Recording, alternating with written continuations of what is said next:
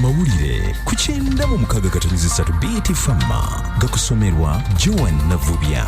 Weewaawo omugisa weno nze Joan Navubya. Bannamateeka ku ludda oluwabula gavumenti ku kakiiko k'ebyembalirira mu Paalamenti baleese alipoota yaabwe mu maaso ga Paalamenti ne basaba ababaka okuwagira ekiteeso ekyokusala ku mbalirira ya yafeesi y'omukulembeze w'eggwanga n'amaka g'omukulembeze aga State House omwaka gw'ebyensimbi ogujja 2023-2024.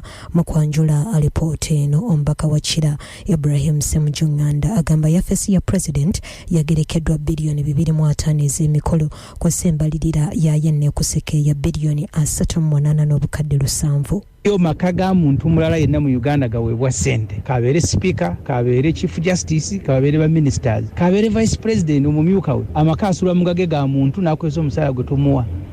Etteeka liteekawo ebintu byoteeka okuwa Presidential Emoluments and Benefits Act.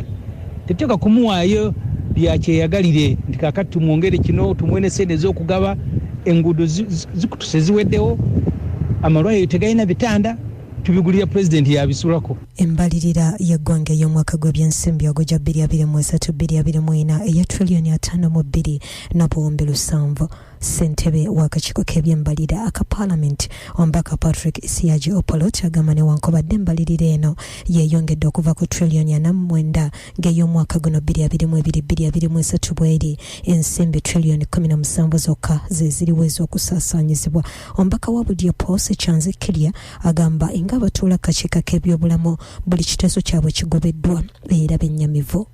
Ssente za development nga health committee zetwagamba nti ziteekebwemu tulabe nti buli sub-county erina health center 3 buli constituency oba county erina health center 4 tetuzirabyemu era tubadde twagala zibeere nga ziri included naye nga sipiika abadde tatuwa mukisa kugenda mu maaso kulaba nti ebintu ebyo bikyusibwamu. Ab'obuyenza mu kibuga Jinja bagamba nti bongedde amaanyi mu bikwekweto ebigenda maaso okujja abatembeeyi ku nguudo stage za taxi nkosa eza bodaboda eziri ku mabbali g'ekkubo. Bano bonna balagiddwa okudda mu bifo ebiteeketeeke balina okukakkalabiza. Ssekamwa w'ekibuga kino Rajab Kito akakasiza ebikwekweto bino ebigenda maaso n'agamba nti byakweyongera okutuusa ng'ekibuga bakitereezezza.